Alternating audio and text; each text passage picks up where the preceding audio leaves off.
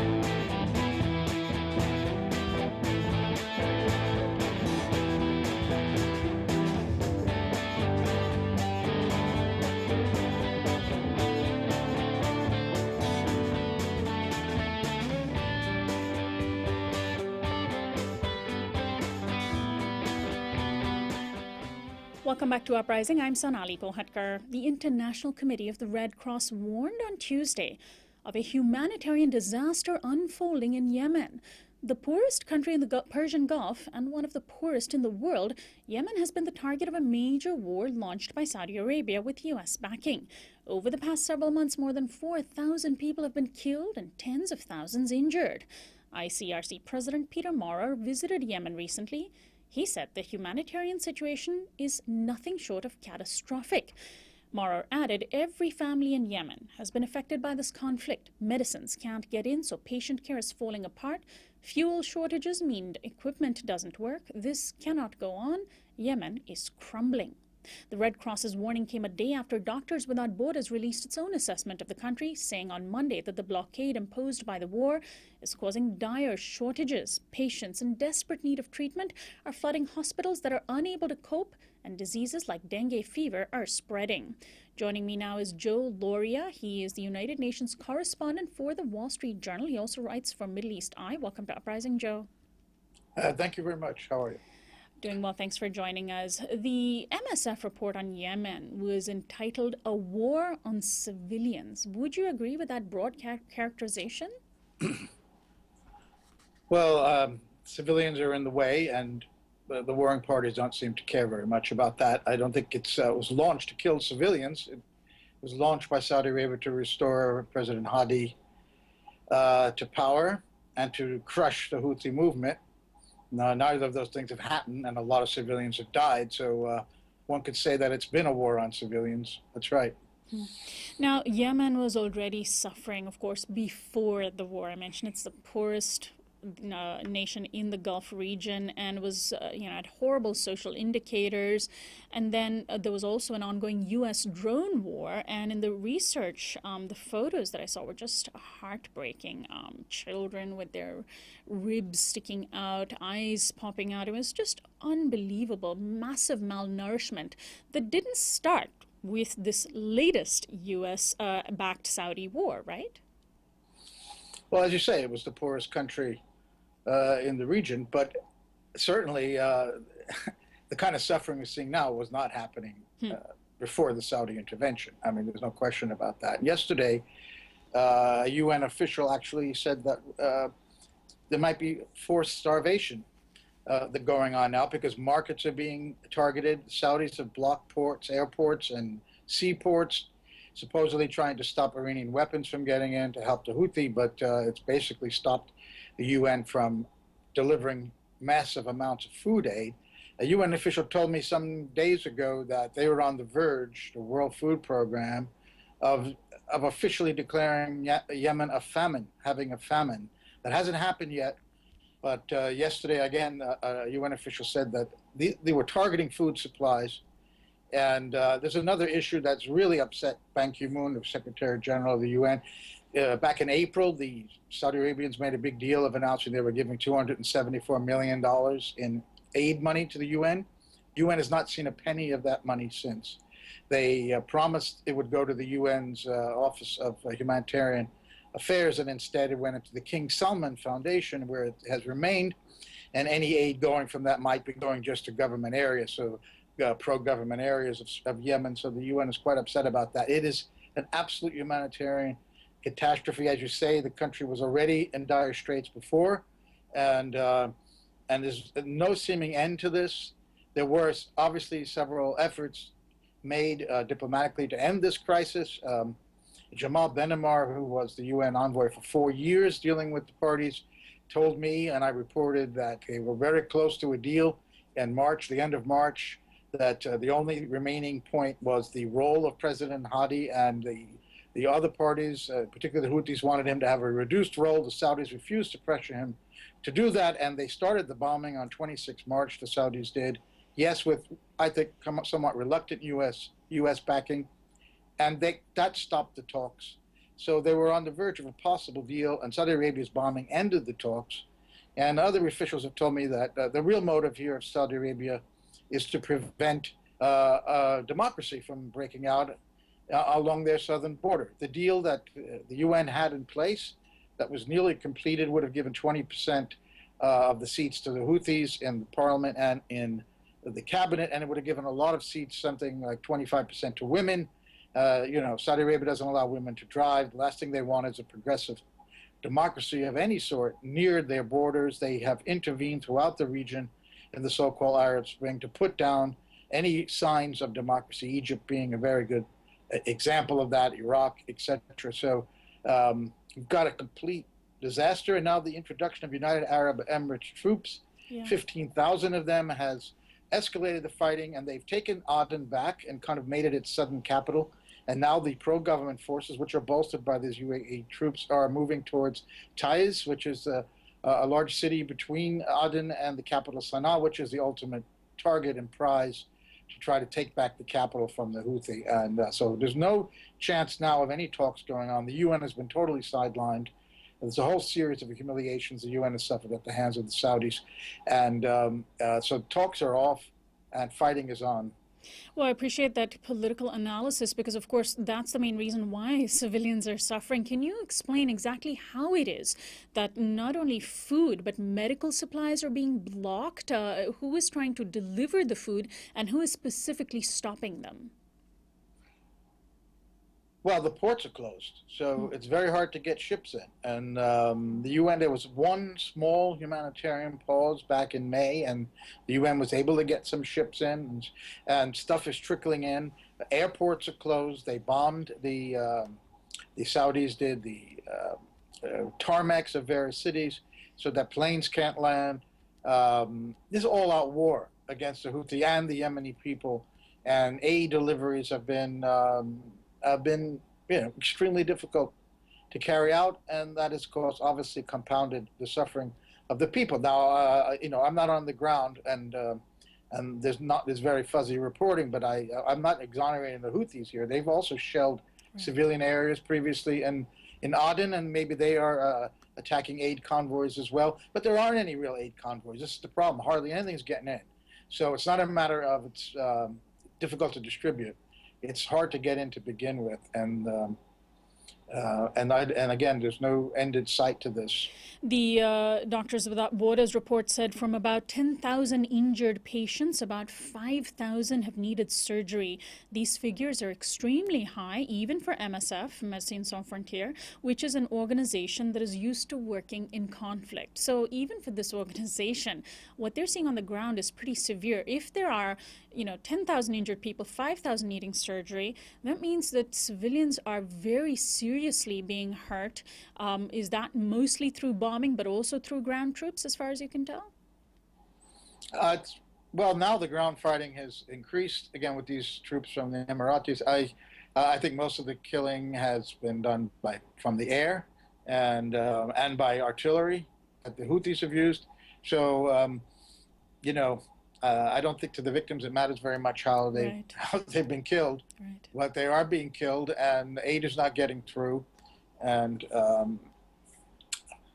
there's no real solution to the humanitarian crisis. That, as I said, the UN has said they said this weeks ago. 80% of Yemen's people are in need of humanitarian assistance. Think about that. Wow. 80% of the country. I mean, any other country where these numbers were being seen, where this type of situation was being seen, the United States would ordinarily be up in arms, pointing out for immediate intervention to stop the aggressors, etc. But of course, the U.S. is not just silent, it is actually on the side of the aggressors this time. It depends on who the aggressor is, who the United States sees as an aggressor. If they're an ally, obviously they say nothing about that. They said very little about Israel's assault on Gaza. They clearly, didn't cause humanitarian disaster in Iraq when they invaded.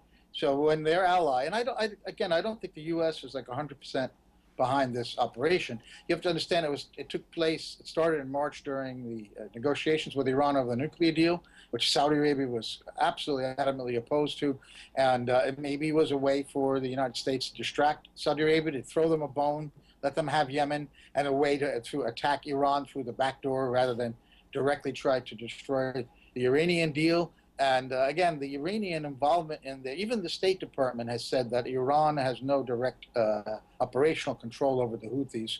And this is a country awash in weapons. Every village, every tribe is armed to the teeth before this conflict. So they're not hugely dependent on Houthi weapons, maybe ammunition now. Iran is supplying and helping them, but this is a relationship that really only began about 5 years ago. The Houthi movement goes back to the 90s. And one other thing we should talk about is Ali Abdullah Saleh, which was the former president of Yemen, who was in power for 30 years and who became subject to uprisings in 2011, like many of the countries in the region, in the so-called Arab Spring. And he was finally pushed out, and his vice president, Hadi, was put in. He never went away. That was probably a mistake not to have exiled him somewhere. And he worked behind the scenes to constantly create instability. And he's now in cahoots, really, with the Houthi against his former sponsors, the Saudis. And he's caused enormous problems, too. And his troops are fighting with the Houthi against the Saudi side. So I think it's important to mention Right. his role in here and the complexity of this politics on the ground. So a former dictator now siding with the rebels on the ground. The difficulty for civilians to move about from one place to another has also exacerbated the problem, because those who need, for example, medical treatment aren't able to get it. The MSF report cited a very sad story where even ordinary problems that could be fixed aren't being. Quote, the other day we received a kid in the hospital with a respiratory infection. The parents detected it on time, but it took them 2 days to bring the kid to the hospital because there was no means of transportation. The child's condition degenerated enormously, and it was impossible to save the child. It was a totally avoidable death because it would have been treatable earlier. Why are people not being able to move around freely? Fuel, lack of fuel. In fact, various cities are in danger of losing fresh water almost completely because they are relying on water pumps that have to use fuel, and there's not fuel getting around. And this is, the richest country in the region is bombing and destroying the poorest country in the region. The richest country in the region with the second largest oil deposits known in the world, and there's no fuel. The ironies here are just tremendously unsettling. There are also reports, Joe, of water scarcity, massive water scarcity. Yeah. Is that also? As I said, that's because of the lack of fuel. They need electric pumps. Right. That happened in Baghdad, if you remember, when the Americans bombed Baghdad. They destroyed electric pumps, and water became scarce. So yes, water is tripled, at least in price. I've just read in Yemen. You start taking water and food away, you got 80% of the country in need of humanitarian aid, and the UN poised to declare a famine, and a man-made famine. Remember that in Yemen. This is not Ethiopia, from a couple of decades ago. This is not because of a lack of rain. This is because of war and the consequences of this war and the utter disregard for civilian life there. The political objectives are what count. And war crimes could have been committed by attacking food supplies, markets. This is what this UN official said yesterday. And then the Human Rights Watch did an excellent report on the town of Sada in the north, near the Saudi border, where Saudi Arabia gave less than 24 hours for the entire town to evacuate, and they started bombing civilian areas, killed a family of 23. It was well documented. The U.S. Human Rights Watch even met with people at the Pentagon about this, and the State Department. Yeah, sorry. Well, finally, Joe, the situation doesn't seem to have much end in sight. As you mentioned, Saudi Arabia has undermined efforts so much that those efforts that showed promise now are off the table. They've violated ceasefires. What is the UN doing at this point? Has it thrown its hands up and said, all right, there's nothing we can do, or are their efforts still ongoing? Well, Ben-Ammar was gotten rid of. Sheikh Omar, the new guy, is trying. He's kind of favorable to the Saudis, but Saudis have completely sidelined the UN. And there's only two possible scenarios here. One is that Saudi Arabia actually wins on the ground, and they take back Sana'a at a huge, enormous human cost, which again, no one seems to care about. Or they ultimately go back to the table, and it will have to be a UN-led effort, a UN-brokered effort led by the Yemeni parties, and there'll have to be a power-sharing deal, the one that was on the table when the Saudi bombs fell and stopped the talks. So right now it looks like there still has to be a power-sharing deal, and they need the UN. Otherwise, they're going to fight it out to the finish, and it looks like that's what Saudi Arabia is trying to do, and the Houthis are certainly fighting back, and they, who knows if they could really defeat them on the ground. In the meantime, the suffering will multiply. Joe, I want to thank you so much for joining us today, shedding some light on this. You're welcome. Thank Joe you. Lauria is the United Nations correspondent for the Wall Street Journal, and he's written several articles about the situation in Yemen for Middle East Eye and other publications. This is Uprising. We'll be right back after this break.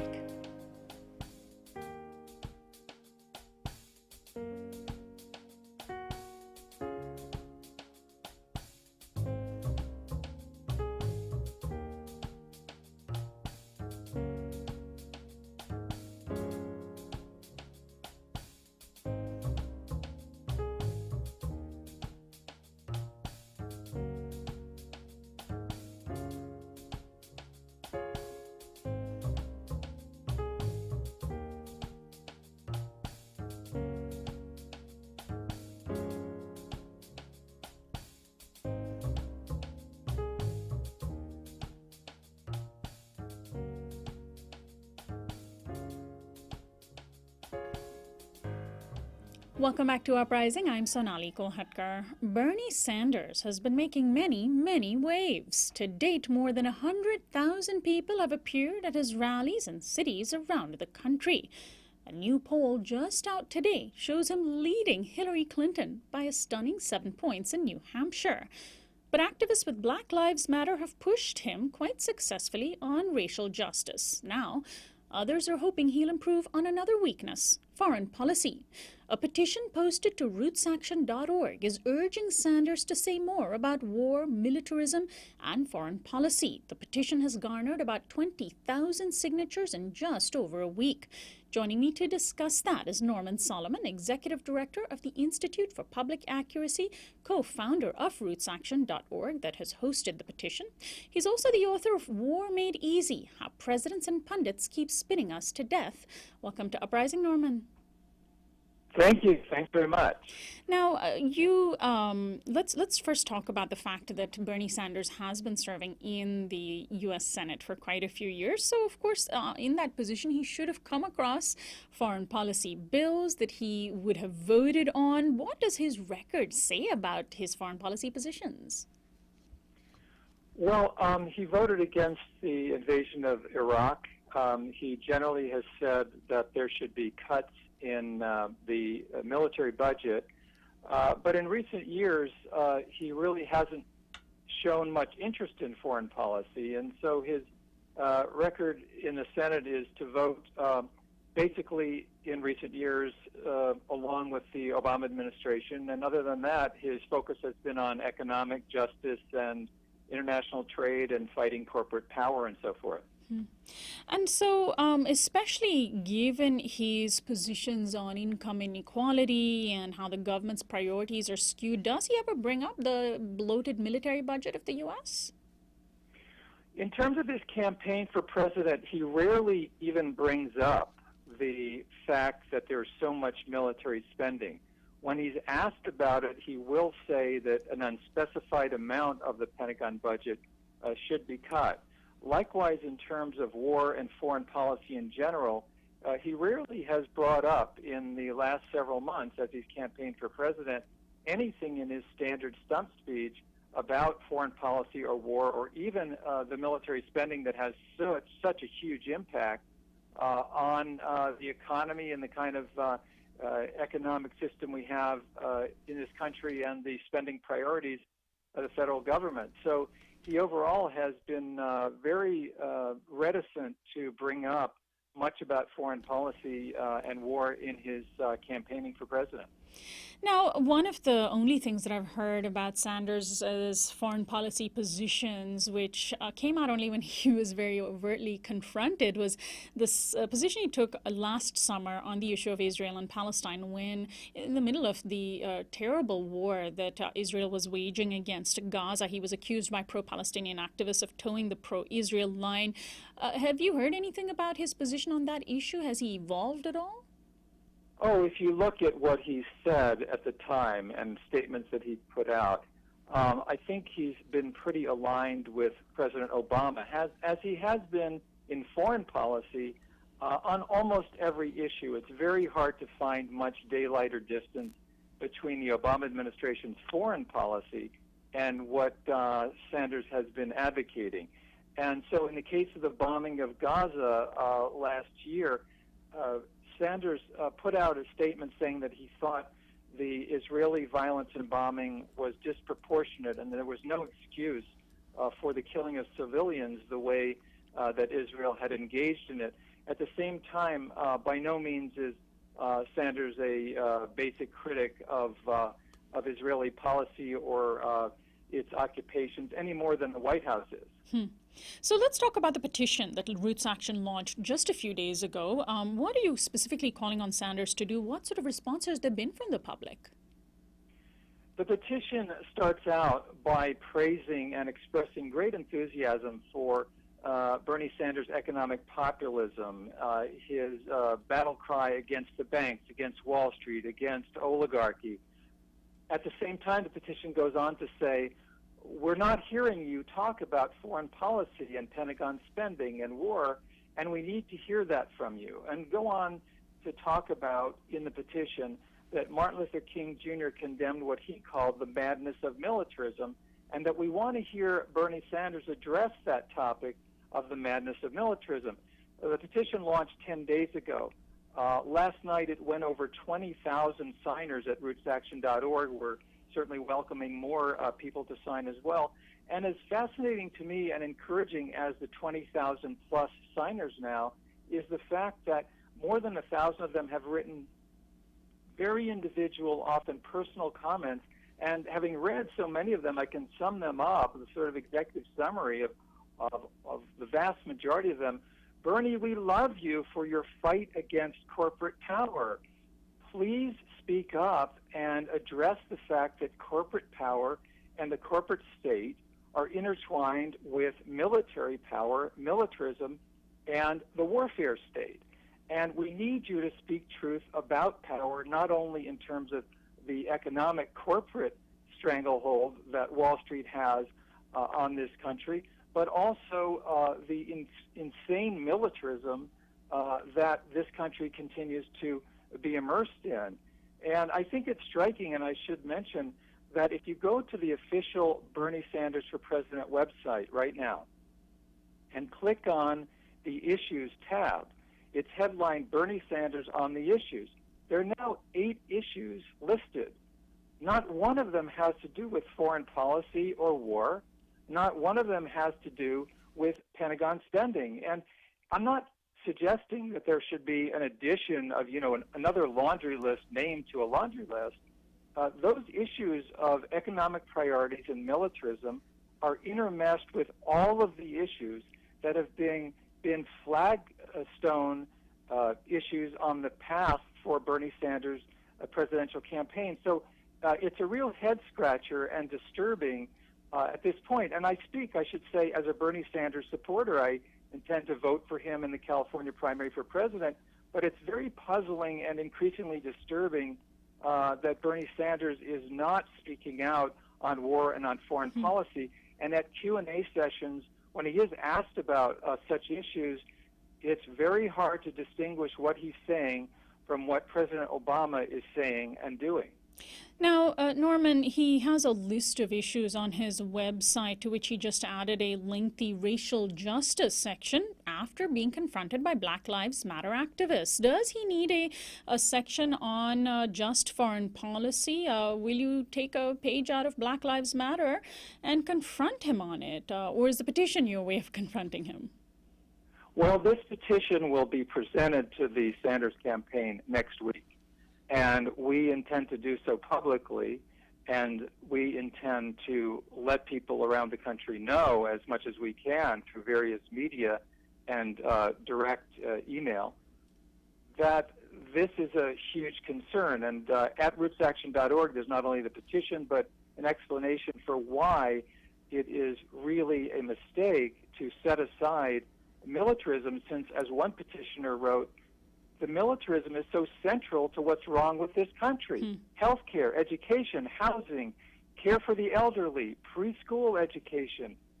These concerns and more are intermeshed with the upside-down, really craven and vicious priorities of the federal budget. So when we present the petition to the Sanders campaign next week, rootsaction.org will underscore that we think this is not simply saying, Bernie, this is a pet issue you haven't addressed yet that some people care about. We're saying, Bernie, stop leaving big pieces of the puzzle off the table. You are brilliant at talking about the political economy. You are great. You are unsurpassed at going after Wall Street, at denouncing the huge drive towards oligarchy in this country. We want you to address the reality of what Dr. King aptly called the madness of militarism. So, Norman, I'm going to ask you a question that would ordinarily come from the mainstream media, one of the horse race type questions, which you will likely face and others will likely face as they support Bernie but push him to take on a foreign policy platform. And that question is, would developing a progressive foreign policy platform, because that's what I assume you want him to not just speak about militarism, but speak about it in a way that ties with his progressive position on inequality, would taking such a platform make him a more electable candidate? Or would it detract from the message of economic populism, which seems to be resonating so widely? It's hard to know because conventional wisdom said Bernie Sanders had no chance of getting very far out of single digits, and yet the New York Times reported this morning that Sanders is now tied with Hillary Clinton in New Hampshire. He's also running well, according to polls, in Iowa. So we don't know. But one of the great things about Bernie Sanders has been his brilliance at framing issues in populist terms. He is progressive in terms of economic and social justice, and he's not rhetorical about it. So nobody's asking him, certainly the petitioners at rootsaction.org, we're not asking Bernie to be rhetorical about war. We're asking him to make sense about it. And if he makes sense about it, then who knows what would happen in terms of the strength of his campaign. It's true that the anti-war movement is almost invisible in this country. It has gained so little strength, it has lost so much strength and become so anemic. But there's a great deal of anti-war sentiment in this country. And if Bernie can speak up, he can not only educate the millions of people who are hearing him on radio and TV, seeing him in person, as you mentioned in your intro, but he can also, as well as educate us, he can change the parameters of the debate. And I think one of the most tragic things so far is that he has declined to do that in terms of war and militarism in the present time. I just want to clarify the poll numbers. The poll that we've been talking about is the Franklin Pierce University and Boston Herald. The actual numbers show Clinton at 37% and Sanders at 44%. This is a poll of Democrats, but that difference is within the poll's margin of error, so statistically they are tied. Now, finally, Norman, you've actually run for political office yourself, so you know the kinds of challenges that a candidate faces in trying to, please as many voters as possible while sticking to one's ideological position. Can you reflect on the challenges Bernie's going to be facing on that front in this next 15 months? Well, it is assuming he even very... actually, I shouldn't even say next 15 months because he is not necessarily going to be the nominee. Well, for quite a while at any rate. It's a challenge, and there's so many layers of different decisions that have to be made. And while I'm, dare I say it, empathetic towards a whole lot of people who run for office, especially after my own experiences, I'm also keenly aware that conscious decisions are made by candidates as to what to put in their stump speech and certainly what to put on their issues page on their official campaign site. And that's where I go back to, that this is not viable, including for a lot of Bernie's present and potential base, for us to, as we do today, go to his webpage, go to the Bernie Sanders on the Issues page, which is the only issues page on the entire site, and see 8 major issues listed, and not a single one of them has to do with war or foreign policy or the Pentagon. It's just not sustainable, and Bernie's going to have to come forward and take strong positions, or at least clear positions. And to the extent he's done that in Q&As, it's not encouraging that he has departed from the equivalent of 40 years ago of Cold War liberals who were often good, as Hubert Humphrey was, in terms of economic policy and social justice at home, but failed to challenge the militarism coming out of the White House, in this case, as in that case, a Democrat in the Oval Office. Norman, thank you so much for joining us today, and we'll post a link to the petition, which our audience can find at rootsaction.org. Thanks so much. Thank you, Sonali. And our website is uprisingwithsonali.com. All of the links that we mention on the air are often posted there. Norman Solomon is the executive director of the Institute for Public Accuracy and co-founder of rootsaction.org. He's the author of a number of books, including War Made Easy, How Presidents and Pundits Keep Spinning Us to Death. This is Uprising. We'll be right back.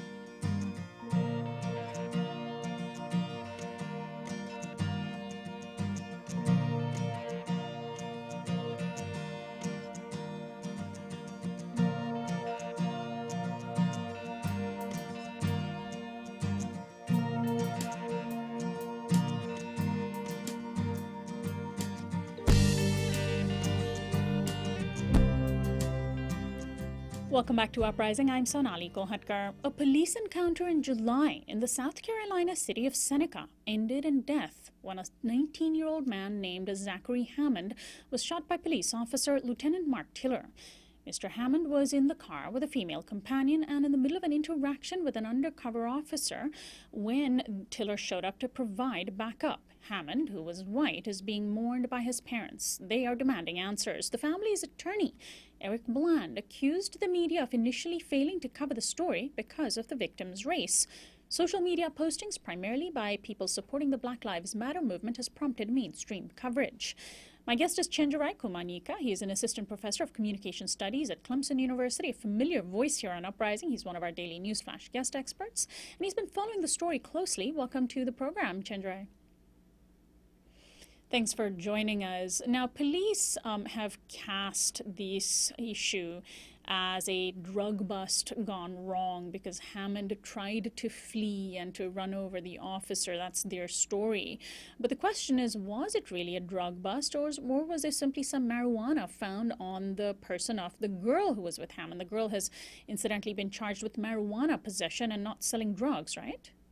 Right. Well, Sonali, first of all, let me say that, I've been involved in the Black Lives Matter movement for about a year now, since Michael Brown's death. And this issue has now come home to my community. This happened where I live in Seneca, South Carolina. And this is precisely what the family wants to know. They would like to, there's been 4 different police reports. And so there's an extreme sense of inconsistency from the police department. And the police department has not really released much of the information that needs to be released. So we actually don't really know exactly what happened in this case.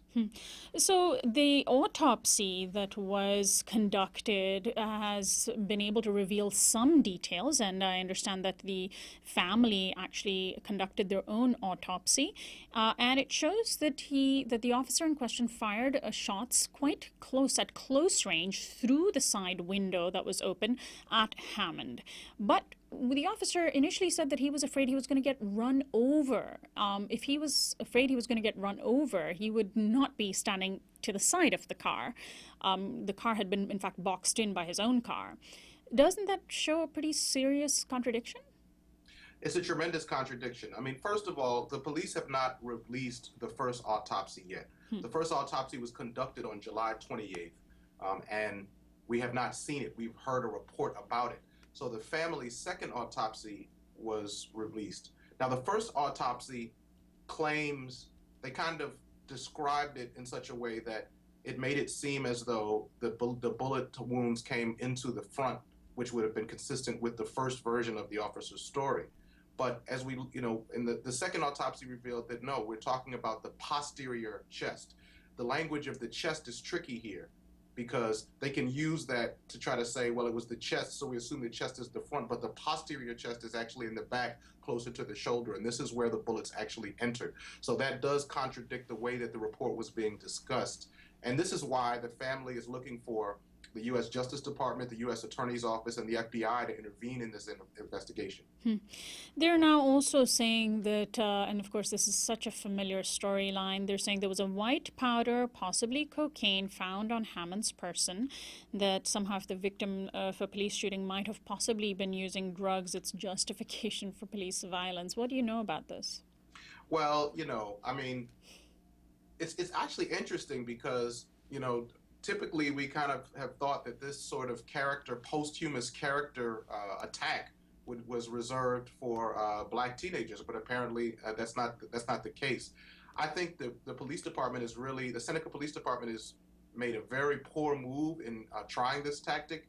These claims about cocaine or whatever that they're trying to say, those things didn't even appear until the 3rd or 4th police report that came out. So what we see here is the police department releasing subsequent reports trying to put together a story, but the story has tremendous inconsistencies. So, I think it's not going to work, and I think they're actually exposing the fact that they're playing games and there's obstruction of justice going on. Now, is there any dash cam or body cam footage that could shed light on what happened, either that the police have and haven't released, or that they've even released? There is dash cam footage, but we have not yet seen it. But there's a data card from the police. We're not sure what that's going to show. It may or may not clarify actually what's happening. I mean, the question is, what was the threat that this officer faced that necessitated an unarmed 19-year-old young man to be shot? And we've gotten different versions of that. First, he claimed that, the car was coming towards him, but then it's like he jumped out of the way. So the fact that he shot from the driver's side windows suggests that he was already out of the way. So all these other things that they're trying to include now do not get at the main issue. Why did you, first of all, and then the other issue is why are you even approaching the car with a gun for this low-level drug bust? So there's just all kinds of problems. And let me just say, Sonali, what we're learning from citizens of Seneca is that there is a deeper corruption at work in this department. Chief Covington and other people are going to have to answer some questions going back. And I'm not able to reveal all those details now because I want to make sure that what we're revealing is solid, but we're seeing a deeply disturbing pattern here of corruption in this department. How is the family of Zachary Hammond reacting? Are they speaking out and demanding justice? I understand there was a small vigil for Hammond and there are plans for larger events. This is correct. I attended that vigil. This was happened last Friday evening at the Hardee's parking lot where it happened. A small group of South Carolina citizens gathered. And that night was really about honoring Zachary's life and just about, remembering who he was. His friends came forward, his high school teachers came forward, and they talked about him being a caring person. I'm impressed. I got a chance to meet with Paul and Angie Hammond, as well as his uncle, uncle-in-law, Tom McFadden, and his aunt, Kim, who also spoke at the vigil.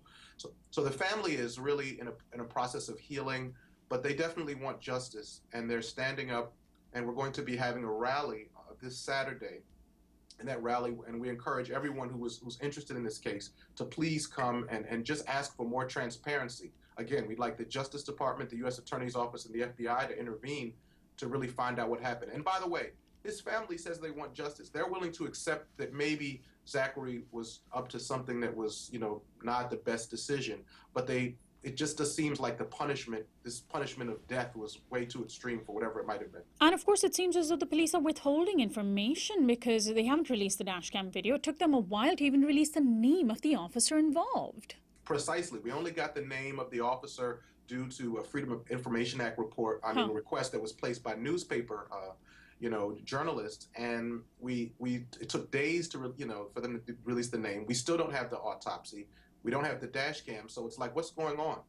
And it's really interesting because, of course, if the police hasn't done anything wrong, why would they go to such lengths to hide the facts? And I want to now talk in the last part of our conversation about the fact that Hammond and the cop who shot him were both white.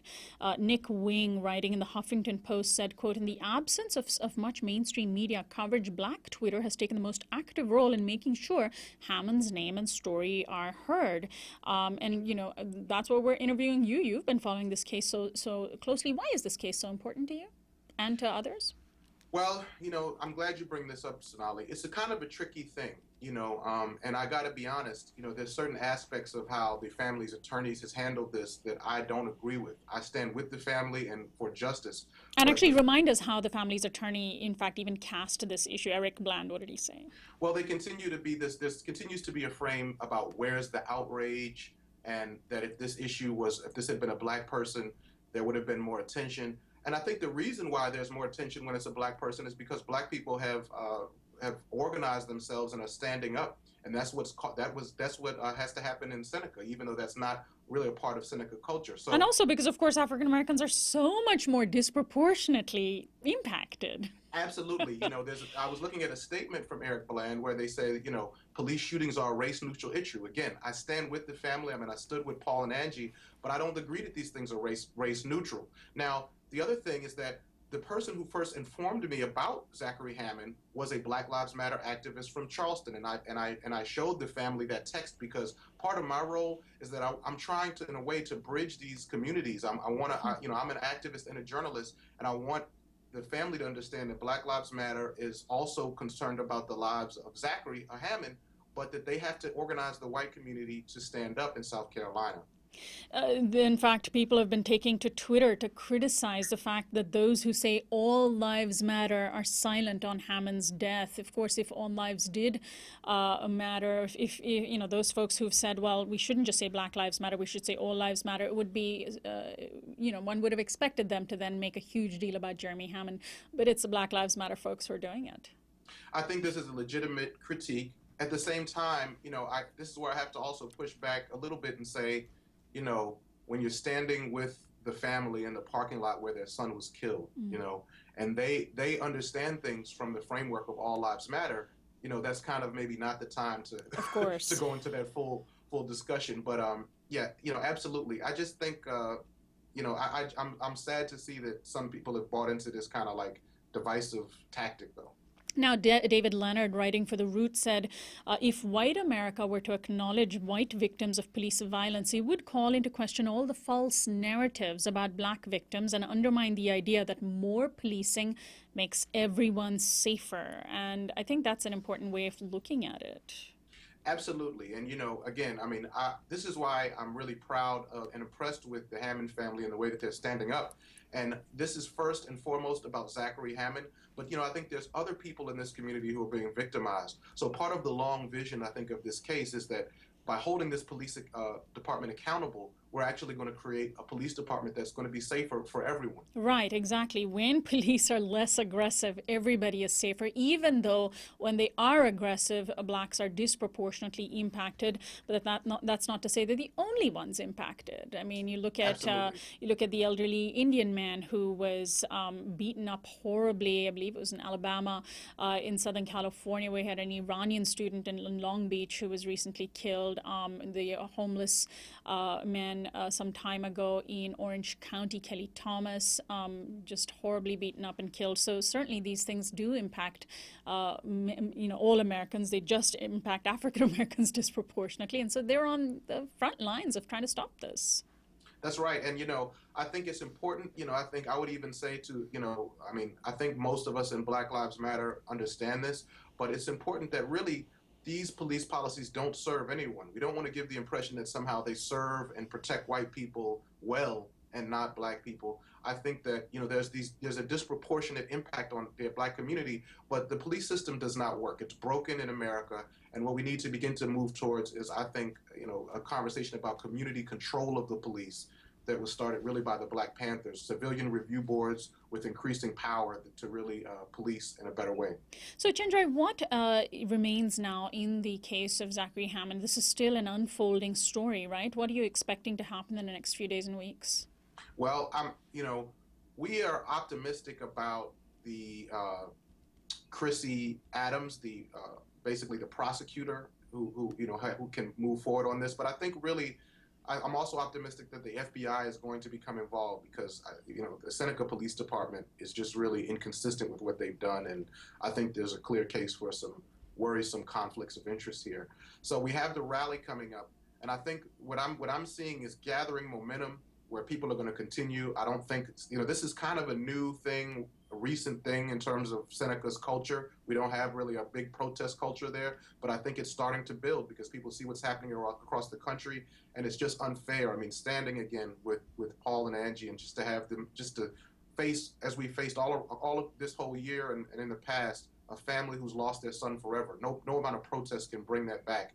It's just like we can't stand for it. So I think it's just going to get more and more attention. You know, the incident was based on, or began at least ostensibly, we're being told, because this was supposedly a drug bust. And the intersection between the war on drugs and police violence is huge. The overlap is huge. You know, there's probably more overlap than not. That is an issue that is also very important to address, isn't it? Yes, it is. And, you know, it's funny that you should mention that. I was contacted yesterday by a police officer who may be speaking at the rally, who was someone who at one point believed in the war on drugs and now does not, and actually believes that it was precisely the kind of policing that the war on drugs has created that led to Zachary's death and other deaths like it. So he might be speaking, and I'm looking forward. I don't want to release his name yet for a variety for reasons, but we should look forward to that. And there are, in fact, a number of police officers and former police officers who've been involved in law enforcement that have taken strong positions against the war on drugs. The drug issue tends to be an excuse not just before people are killed, but after they're killed as well, as we mentioned with Hammond being and some investigation about there possibly being cocaine involved in the whole situation. On our program recently, we've also discussed the fact that meth was found in the blood of a homeless African immigrant in Southern California who was killed by LAPD, and newspapers had led with that headline as well. I think we need a cultural shift in this country about the criminalization of drug use finally, right? I mean, as a professor, I'm sure you agree with that. Professor of journalism. Absolutely, yeah. We have some very interesting cultural ideas about drug use, and they're not really consistent, right? Like some drugs are okay. You know, a person can kill people from drunk driving and alcohol, and it's not quite the same stigma as someone being caught with like 10 grams of marijuana. So, well, Chenjerai, thank you for all your work, and we will see you during the next news flash. Thanks so much. Thank you. Chenjerai Kumanyika is an assistant professor of communication studies at Clemson University. This is Uprising. Anna Buss is our assistant producer and technical director. Kiana Turner is our production coordinator and visual editor. And Teddy Robinson and Jonathan Alexander are our audio engineers. Annie Mendoza is our social media coordinator. Subscribe to our YouTube channel at youtube.com/Uprising with Sonali. Our website is uprisingwithsonali.com. Our theme music is by Quetzal. I'm Sonali Kolhatkar, host and executive producer of Uprising. I'll be off for the next several days, but do tune in for rebroadcasts of some of our best shows. I'll see you live on Monday.